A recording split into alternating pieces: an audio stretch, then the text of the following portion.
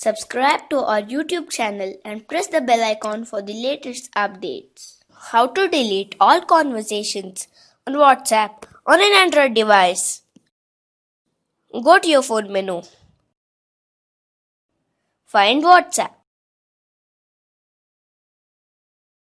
Tap on the WhatsApp icon. Make sure that you're on the Chats tab. Tap on More Options, which is the three dot icon located at the top right corner of the page. Go to Settings. Tap on Chats. This will open your chat setting page. Tap on Chat History.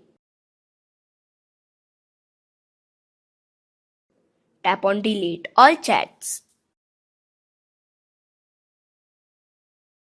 Tap on OK to confirm.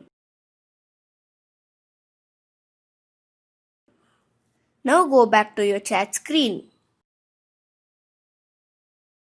As you can see, all the individual chats are now deleted and all the group chats are now cleared.